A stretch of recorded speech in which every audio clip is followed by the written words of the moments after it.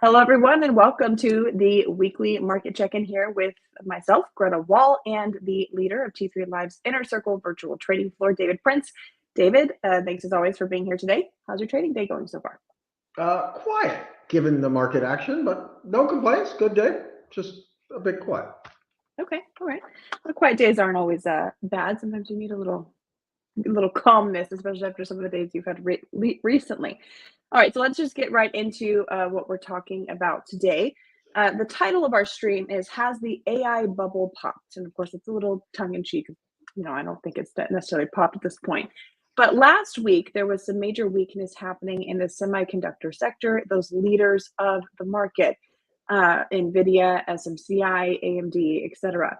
Back on March 8th, you sent out this tweet after the close, or near the close, actually.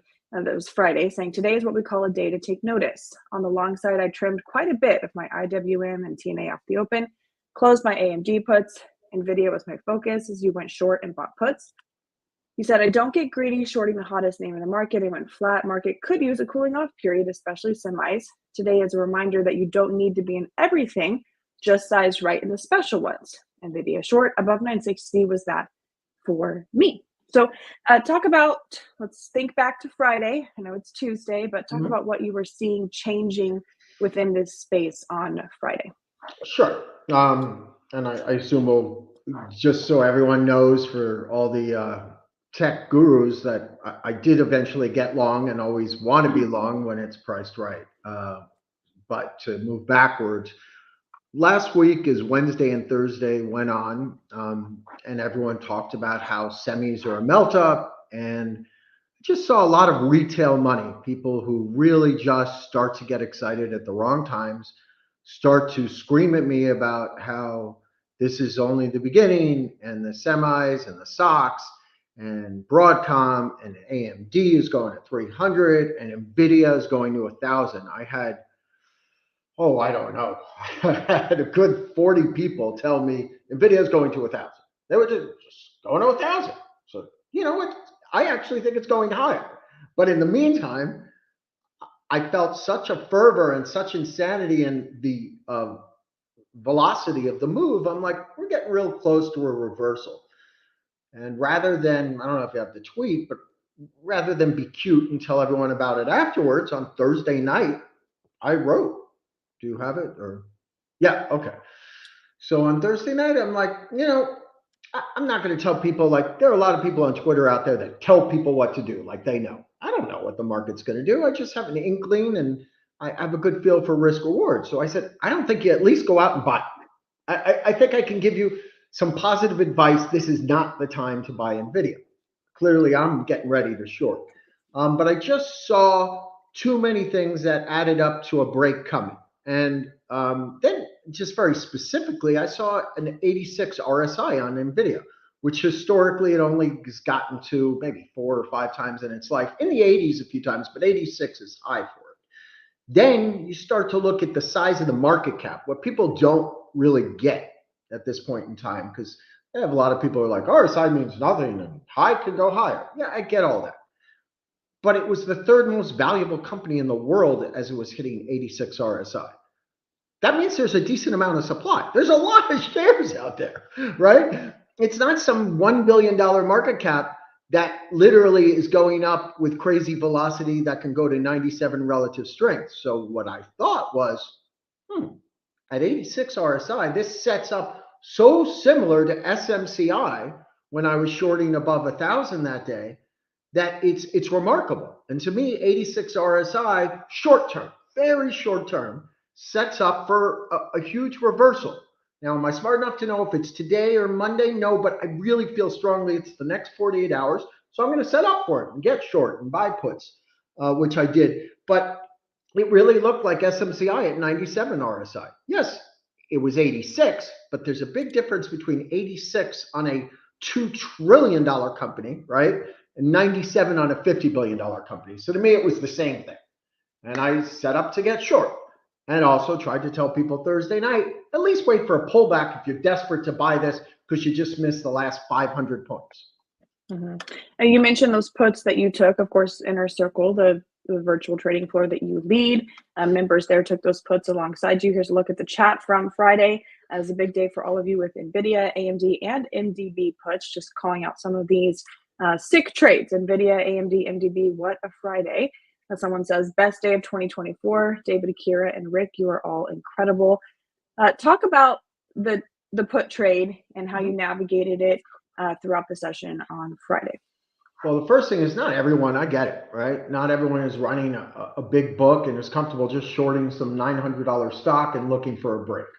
But pre-market between 950 and then as the market opened, 970, I got short stock. But I always said, I kind of have this weird memory for stocks, nothing else. So the low of that day was 946 something, definitely 946 something. Just not even 946. I said, when it gets under 950, I don't even know if you'll have time.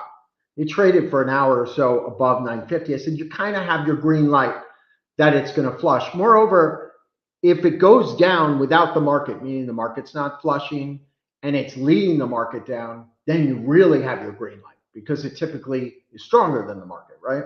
So if it's actually deviating from that and getting close to the lows of the day, you're going to get a flush. I told people, listen, it's not SMCI, it's the leader, right? That really is cheap on a multiple versus its growth right now. So do you look for like a 300-point reversal? No, not unless you're an idiot. But can you see what I think I quoted said, can you see like a 70 to an 80-point reversal? Easily.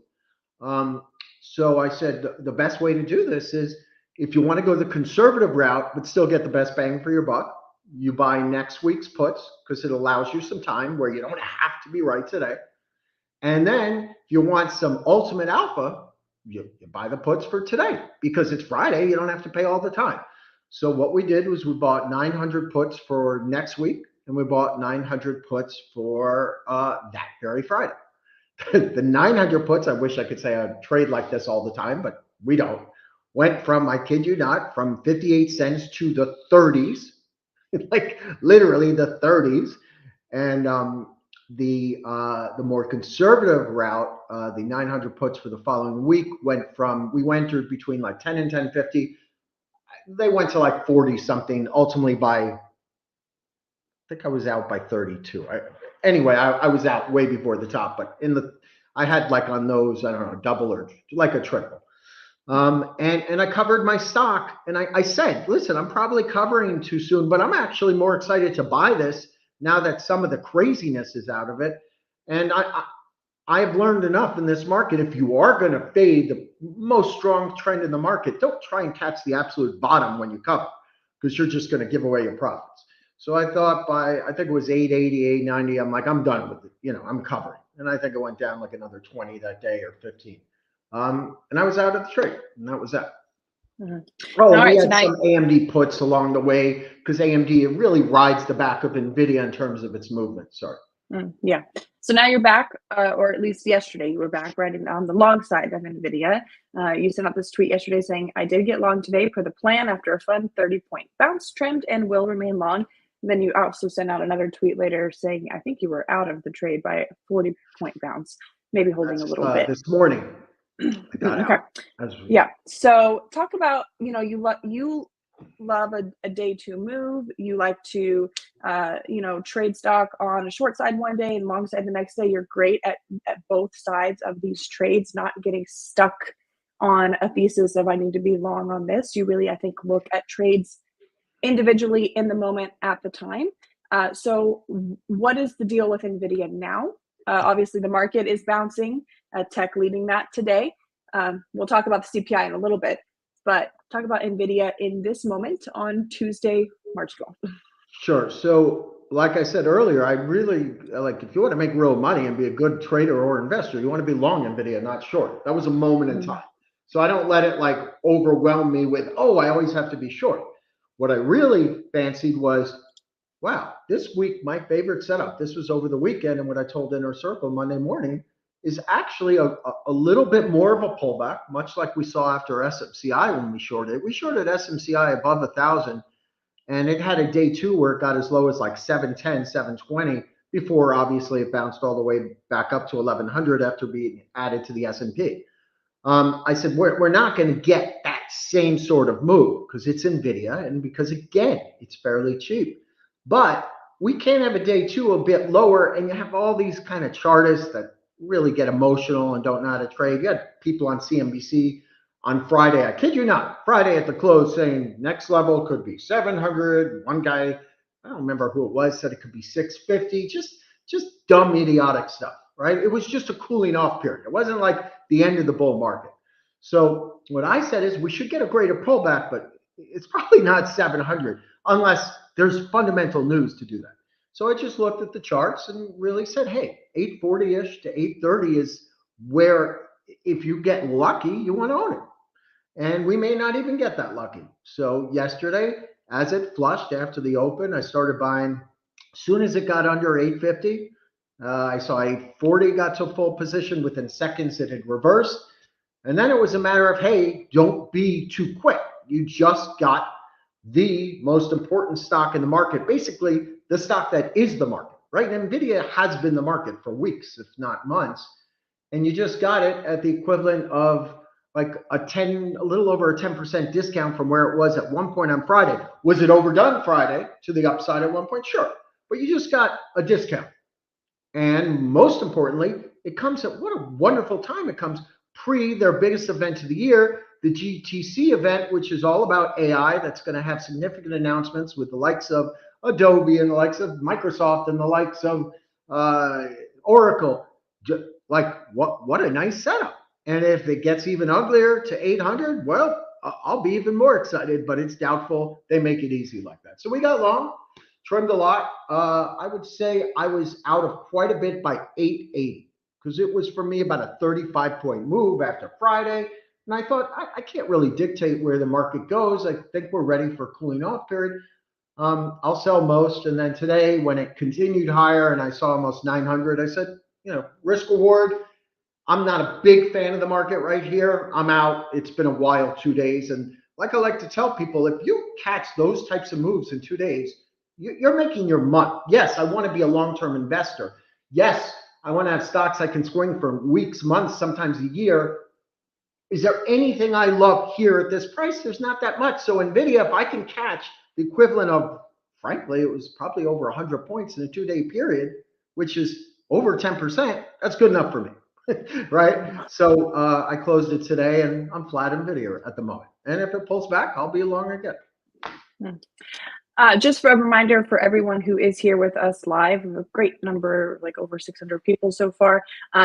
If you have any questions for David, do submit them, whether you're on YouTube or Twitter or Facebook, wherever you are, that will all come through to me and we'll make sure that he answers them. David, a big question for a lot of people in this space, the NVIDIA, SMCI, AMD space, is this an AI bubble? I think everyone's always trying to look for the next bubble in the market, as we've seen things break in the past. What are your thoughts on the longevity of these AI stocks being leaders of the market? No one really knows till after the fact. But here's what I do know. There's literally no real evidence to suggest, because everyone's going to comp it to 2000, right? That's the true bubble.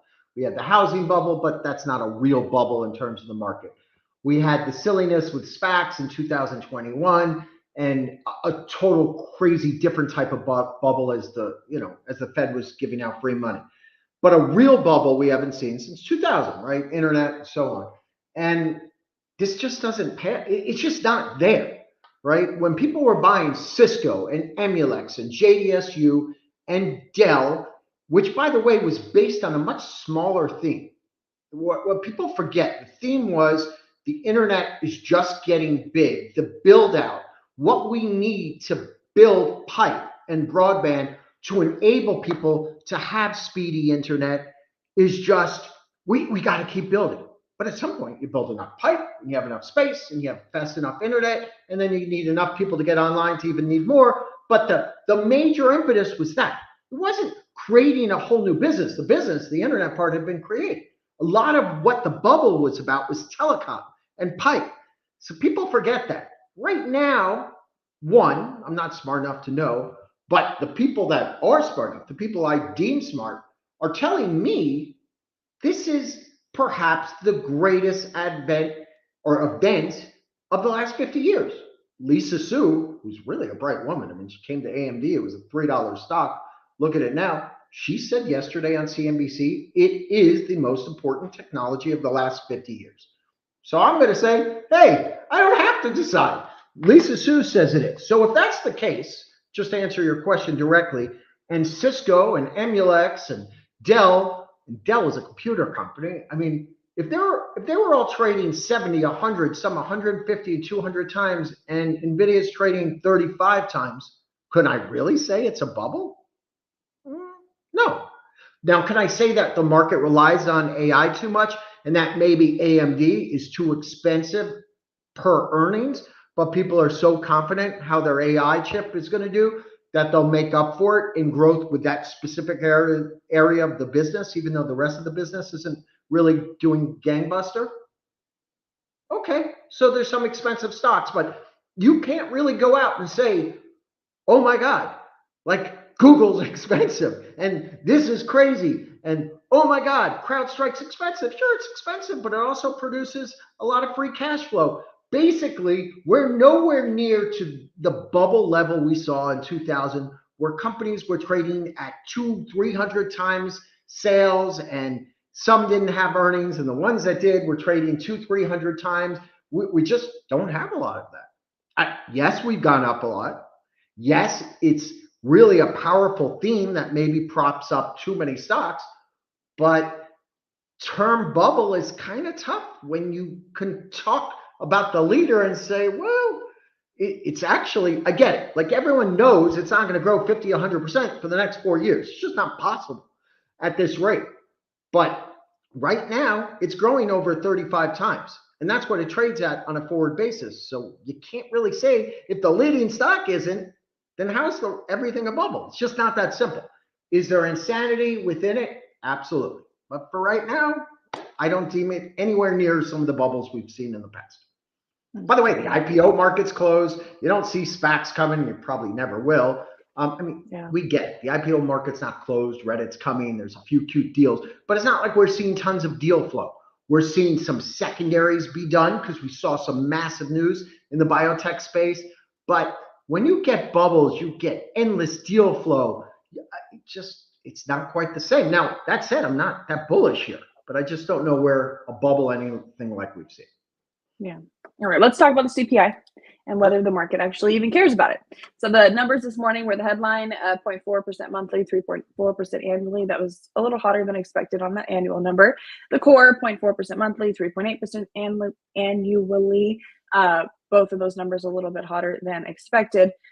The market, though, they don't really seem to care. All they care about is there's going to be a rate cut this summer, and the market still sees June. This was a CME Group's FedWatch this morning showing that like 57% expecting that first 25 basis point rate cut to come in June. What are your thoughts on the CPI and how it impacts things at this point? My thought is till the market really gets concerned enough that this could be the back half of the summer, that June's off, we could ignore it. That said, I told Inner Circle this morning, I'm like, I wouldn't be shocked if this pop sells off and we go red. And then for a second, I look really smart. That whole like bounce at the open disappeared and we were red. And then we see what happened. Then everyone came in and bought it. So here's what I think. The market is looking forward as it always does. There'll be a point where prices have gone up so much and we've looked so far forward, it's all built in.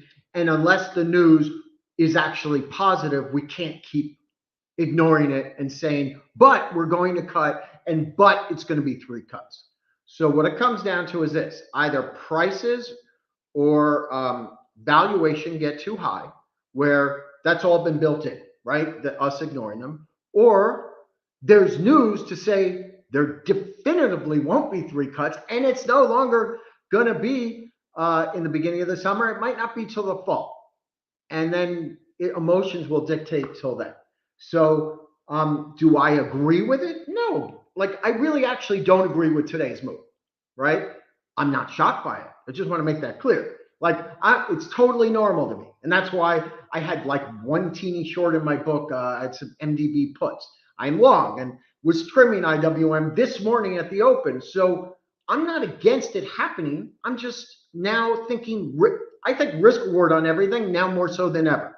So am I excited by this number to think, oh, new entries? No, I really think that the Fed will be in no rush to cut rates, and maybe it ends up only being 2, and it's a time to really buy in pullbacks like we did NVIDIA yesterday.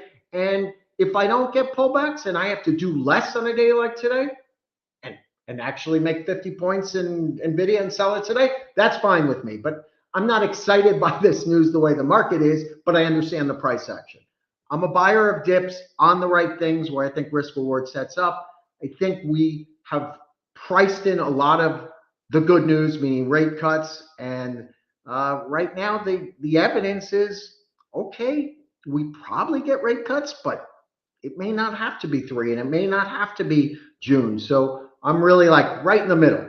If I finally see the market start to break down, I might throw on more shorts. In the meantime, I'll wait for those moments, right? Everyone thought NVIDIA and semis would go up forever. And then one day, the next thing you know, it's off over 100 points from a high in 24 hours. So I'm a buyer of dips when the market allows me those opportunities. And in the meantime, if I do less, I do less. And for everyone, of course, the Fed meeting is next Wednesday. We'll get that decision with an updated summary of economic projections. David, the Fed is also, of course, not just on inflation, they're focused on the labor market. Last week's jobs report was really interesting. We had a hotter number than expected on hiring, but then also a higher unemployment rate than expected because of those downward revisions to the previous 2 months. And the Fed has really set a target for around 4% unemployment for them. And there's been a lot of chatter that the hiring numbers aren't so accurate because it's people getting second jobs or people getting part-time jobs and things like that. So the unemployment rate matters like more. Non-permanent workers and people that aren't residents of the U.S. and et cetera, et cetera. Right.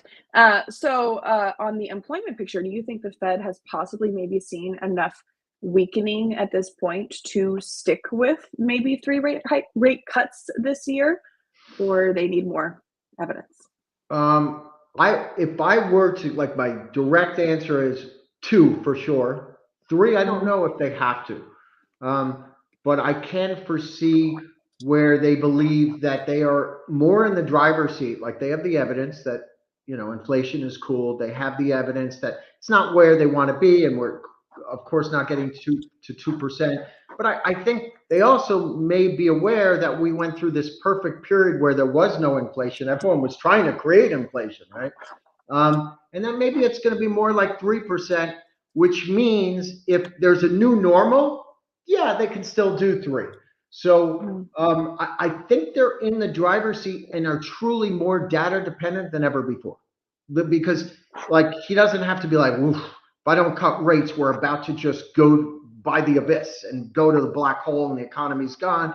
And he can also be aware that, you know what, like, there are still, like, higher prices in the grocery stores and gasoline, and I have to stay vigilant. Like, he really can be in the middle and just abide by the numbers till he moves. But I get why listen, anyone would like to have their cake and eat it too, which means we have a soft landing, which means he starts to cut to prevent the economy going into some sort of abyss and having a massive slowdown. So they're kind of in the perfect spot. I've never seen a perfect landing in my years.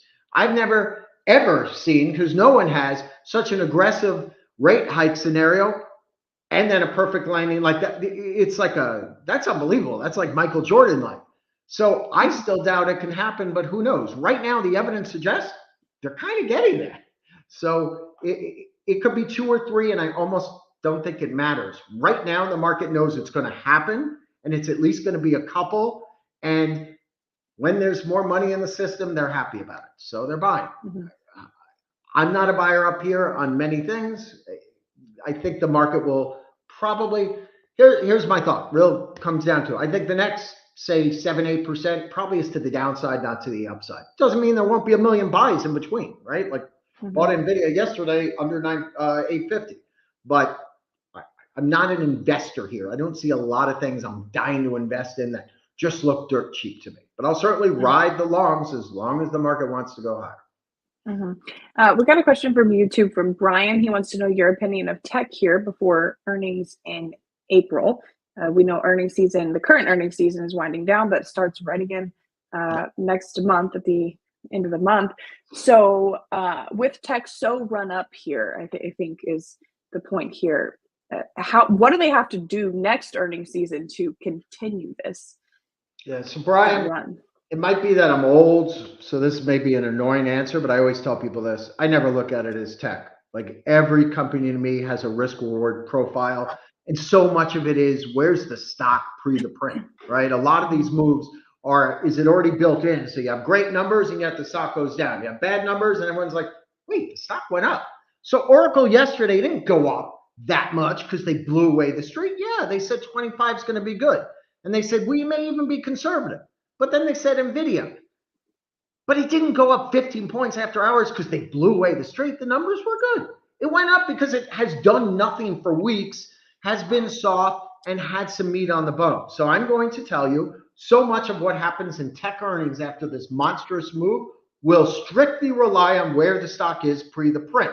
So in English, I told Inner Circle, Broadcom does not typically guide big. It's just not what they do. If you're old like me and have been following Broadcom since the beginning of time, you know between Broadcom and Avago, it's just not that type of story right now.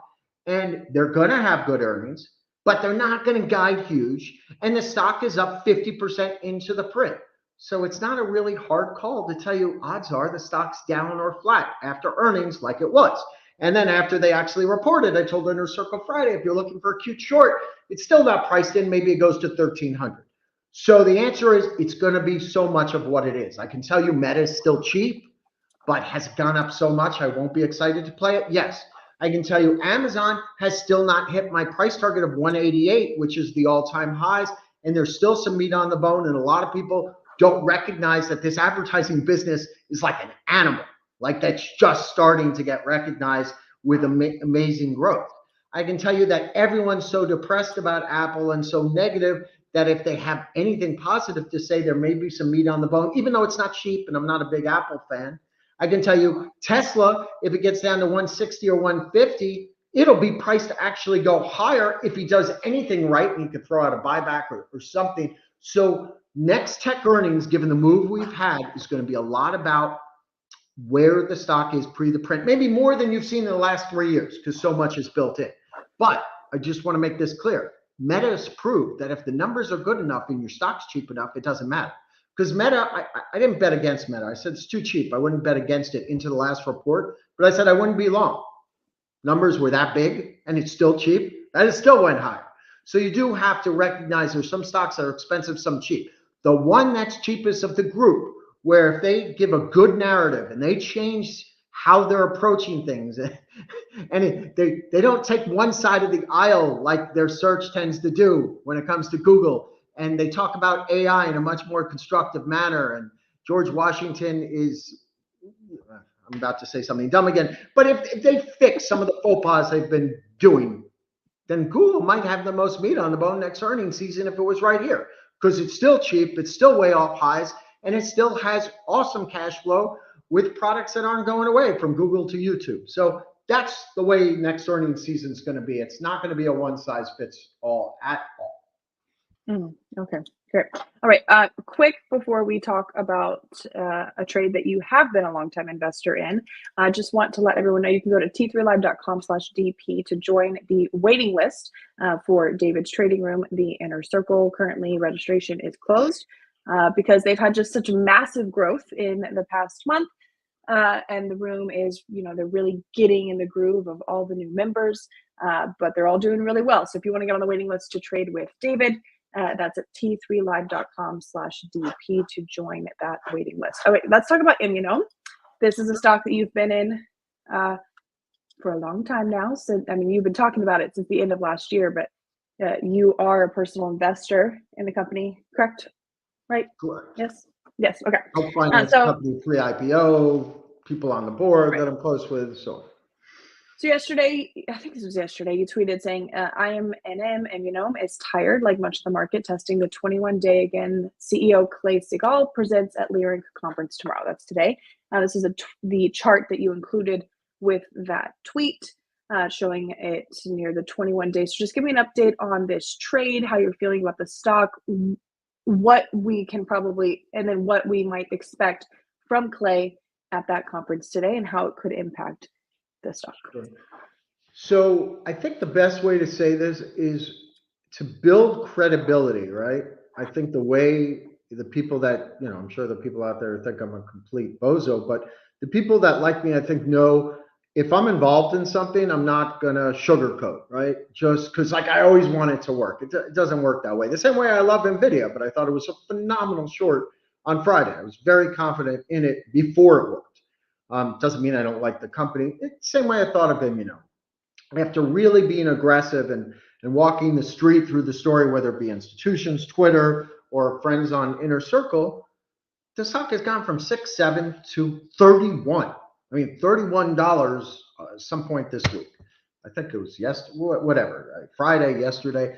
And here we are with a lot of purchases in the market. In other words, Clay has already made 2 acquisitions. One is in phase 3, and he's really making progress on his plan, which is to buy assets that are not being utilized and create the second CJ, right? The second monster home run, which he'll do. But that takes time. And in the meantime, the stock has done nothing but go up. So I thought, okay, 31, I see some resistance at 32. It's God knows how many thousand, whatever it is for the last year from its lows, because it was like a $3 stock.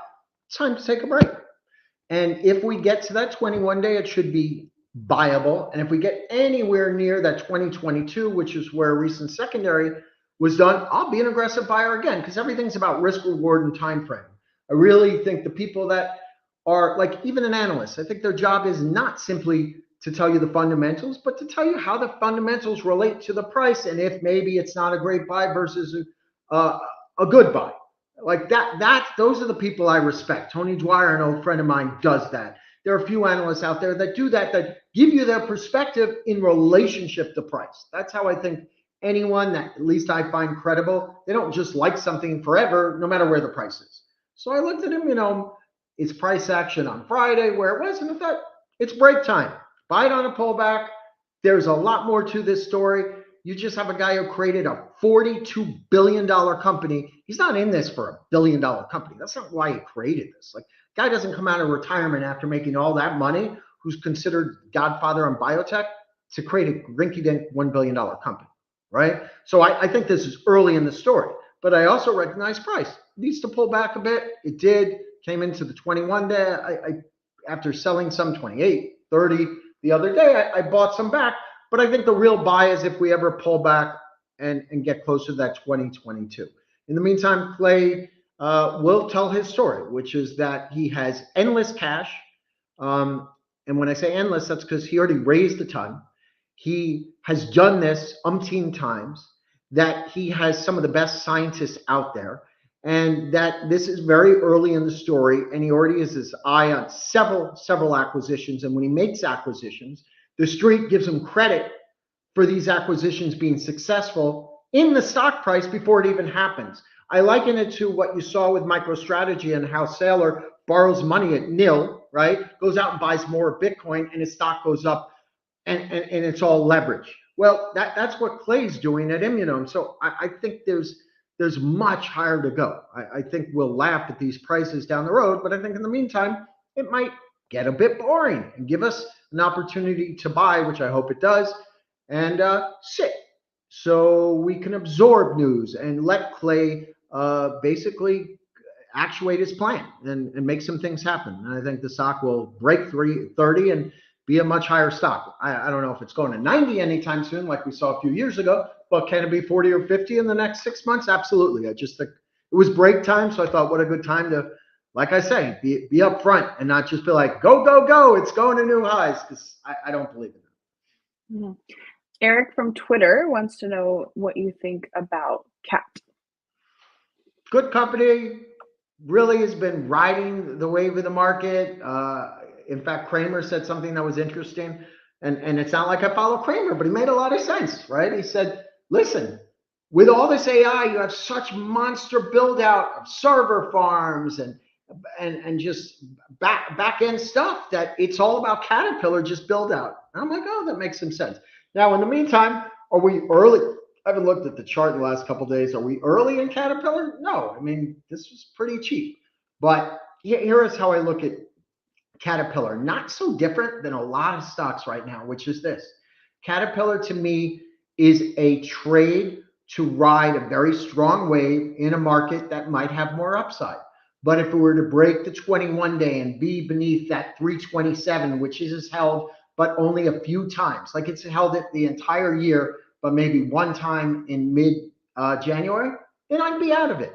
But let the averages, like there's times where charts I say aren't important, right? Like you have to know your fundamentals and actually pay attention and buy things where they're too cheap. And at the end of 22, be willing to make an investment before the market says it's okay to. And then there's a time to use charts more. Well, you just missed 1,000,000 points in Caterpillar. I'm not saying you did. I think his name was Eric. But a lot of people, is it time to first buy Caterpillar and say it's cheap and I own it forever? No, you missed that spot. But it looks great. And I think it probably can continue to the upside.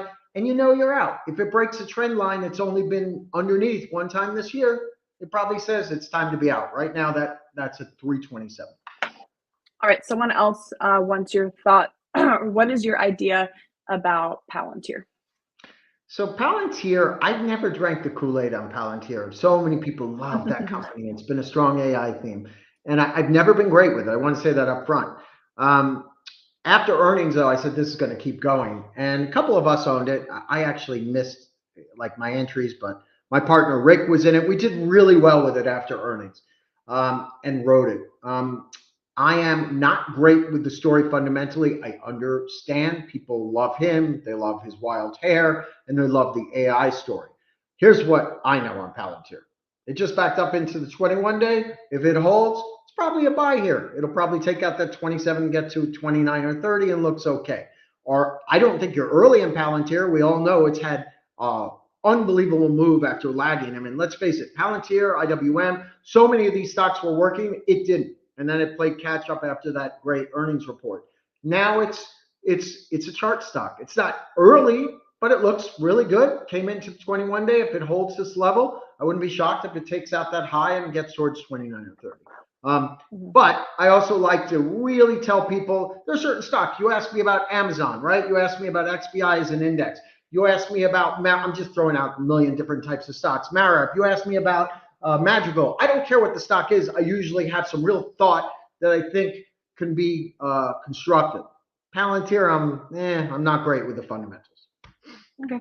All right. A reminder for everyone who is with us, ask your questions now because we're getting toward the end of our live stream here. So if you have any questions for David that you want him to give you thoughts on specifically, submit them now. All right. So David, you've mentioned this a few times. There's not a lot that you're excited about in the market right now. And you told me yesterday, less is more for you. You sent out this tweet yesterday saying for 3 weeks, I've been less enthused by markets and see many names as a trade, not investment at this juncture. At least I'm consistent. That's what I told that fellow, right? Yeah. So how has your personal trading style shifted over the past maybe month-ish? There's been really big days for Inner Circle and for you yourself, but those are definitely on short-term trades versus longer-term investments. So how have you had to shift your own mindset and your own style to navigate the current environment that we're in? So I actually, we all have something that we're good at. I love volatility. Like a lot of traders say they love it, but they actually get scared and don't follow through. I truly love it. Like if volatility told me it would stay here forever, I'd leave my wife and I'd marry volatility. But it just doesn't work that way. Like I love it. So like during times like COVID was one of the best times in my career.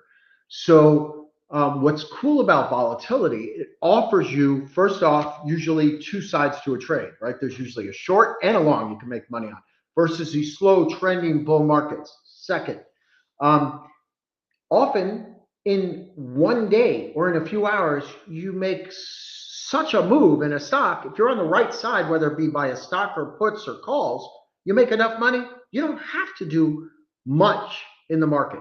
And that's where I'm at, right? So like NVIDIA Friday, I mean, it made my month. I'm not trying to be like a smart ass. Like it was a big trade. Like that was nuts. I was shorting stock at 960. Next thing I know, it was down 80 points. And puts we were buying were up, just dumb amounts. I'm not really bearish, but I am less bullish than I am not really bearish, right? So I am going to look underneath the hood, not worry about the indices as much, buy indices and stocks when I feel the risk reward sets up. And the great part is when you get this type of expanded volatility and get down moves of 80 and then can buy NVIDIA under 850 yesterday and then it goes above 900 today, you don't have to do a lot. You just have to size right and a few special ideas, and that's where I'm at. Hopefully it's not NVIDIA every day because there are a lot of good companies out there. But I think we're at a time where you don't have to force things and there's enough volatility that if you do your job right, you make plenty of money without being in 20 ideas. We're not early in this market. I'd love to see a 5% correction, a 10% correction. I think the bears and bulls would be thankful. So I'm just doing a little bit less. And then when they give us a spot like NVIDIA short or long yesterday, I'm going for it because those are great opportunities. And hopefully there'll be more of them in a few. Like this morning, I told Inner Circle, I'm not embarrassed because some people feel like, well, that didn't happen. But I prepared them. I said, oh my God, the idea of all ideas is we were really aggressive on AMD long on the breakout through 185 stock and calls. Can you imagine a super hot CPI where fear comes in, they take NVIDIA down, AMD follows, and it's not going all the way to 185, but it gets closer to that breakout level? That would be my favorite buy in the world. So that's where I'm at. When those opportunities come, I'll do a bit more. And in between, I don't know, I'll take up back end or something. Gabo or Gabo from Twitter wants to know if you think XBI is viable into the 94s. Sure. So XBI, in case you don't know, is like I was as bullish as you can be in the 60s and 70s. And then recently I said, I was on with Greta, I don't know if this fellow's on every week, and it was high, it's the hottest index, and it was at 103. I said, Greta, the next 5 points, in my opinion, is down, not higher. It went down. I bought some 98s and bounced to 103, and I actually sold it. And I haven't done any buying on XBI, excuse me. I think it's break time. And if you look at the chart, right, XBI is into the 21 day. So the first thing is technically, and I'm good with charts, but that's not my shtick. Like there's a million other things I focus on. If it's going to hold, it's going to be right now. Like right in here is your spot. But I also read markets okay, and the Nasdaq's up 145 and XBI is down $1.30. Not a great sign, right? Two, it was up at one point like over 50%. It's not a stock, it's an index, like in a few months. So could it pull back a little bit further, somewhere between the 21 and the 50? Absolutely, which probably puts you to 93, 94. And then on a risk reward, longer term basis, after lagging the indices forever and ever, then I start to get really constructive as an investor there, less a trader. So somewhere probably right beneath 94 and above 91, 84, where the 50-day is. So somewhere in between there, then I like it as an investment. Right here, it's probably a trade if it can hold exactly where it is right now, because that trend has held pretty, like it hasn't deviated much below the 21 day since since it broke out. It would get like underneath by only an inch. So right under 94, I think it's probably solid. And it's a big enough pullback after touching 104, 94. That makes sense. All right. Dan from Twitter wants your thoughts on short-term BITO, buy, sell, hold. What do you think? How about we just say Bitcoin since it's kind of the same thing, right? Yeah. So overall, here's just to give you some factual evidence, right? So Bitcoin, on Inner Circle had mentioned I was really bearish. Something happened. Just backtracking about a week ago, it was like 67, 66,000. Said, "Ooh, I don't like it here at all." And literally that day it went to 59,000 and change. And I said, I think that might be the top for a while. Then a day later, we saw something in the market where stocks made the same type of move, meaning like AMD went down 10 points, right? And then recaptured those 10 points and made a new high and kept going. I told Inner Circle, I said, oh my God, if stocks can do that, be prepared. Bitcoin probably hasn't topped. The Bitcoin will do the same thing. And even though we topped right in front of those highs, we'll probably go through them eventually, which we did, 69. Now we're at 72. I would say the next few weeks, I'm expecting more of a cooling off period. It's been a bit too easy, and I wouldn't be shocked if we see mid to low 60,000s before we go higher. I see no reason to be bearish on it longer term. I just think if you really look at the price action, it's been amazing. I mean, if you go back just a couple months ago, literally, I'm not making fun of them, but these are facts, right? Bitcoin had topped at 46, 47,000. Kramer proclaimed it's over. Then at 40,000 said you have to sell because it may never be here again. That's 40,000. This is a few months later. We're at 71, 72. We're at 70,500. That's a big move.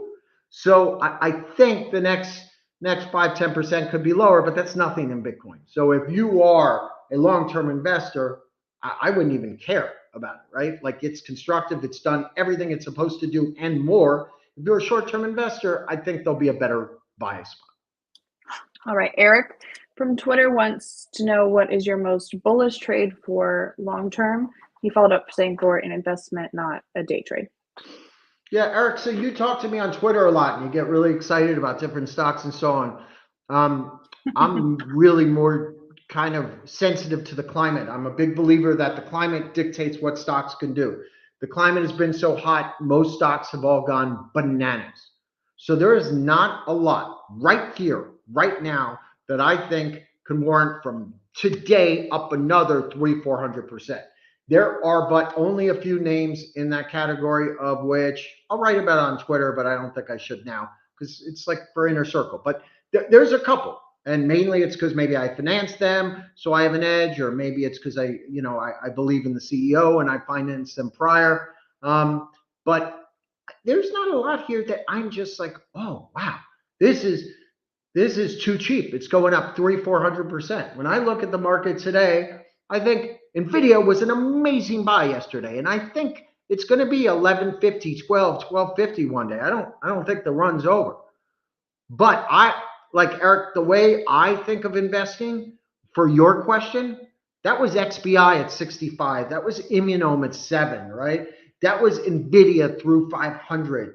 That was AMD last week on a short-term basis through 185. I don't see a lot like that right now. That's my earnest answer. I wish I could give you this one or two, but they're probably for Inner Circle. I will tell you, do your homework. Read about Clay Segal, read about Seagen, read about Pfizer, then look at the size of the Immunome's market cap, and you might think we're very early in the story on a long-term time frame. I would not be shocked to see it be a $4 or $5 billion company, which would take it up several 100% from here. All right. Steele from Twitter wants to know your thoughts on Pfizer and Effector Therapeutics. So the two tickers are PFE and then EFTR. Don't know EFTR. Pfizer makes so much sense. It's had a move recently, bounced, it's lagged. It's been such a disaster. They just bought one of the best properties out there that doubles what they have in oncology. I think it's time for Pfizer to play some catch up. And if you bought it when it was 26, 27, I think you got a steal. Where is it right now? And we're 27.84. I think is a great long-term hold. And it's time it makes up for some drastic mistakes. I get it. I mean, they messed up. They thought evidently they thought COVID was going to be here forever and bad every year, but I feel like they're right sizing things, and it's a buy, not a sell. All right. We're getting lots of questions, but we're getting okay. But I'm not okay. Well, we have like two more, and then we'll go. Gabo, sorry if I don't say your name right. He wants to know if you like NXT, a solar stock consolidating nicely close to highs. So Gabo, and I hope I'm pronouncing your name correctly, I am one of those guys that rather than sound smart, because I'd like to sound smart, I'd rather tell you I actually know the symbol well. I never trade it and don't have a great feel. I am a believer that Enphase specifically, and some of these other names, after suffering, having some of the worst performance during the bull market of 23, that if rates really are going to come in, they're going to be some of the beneficiaries, and that's a space to be in.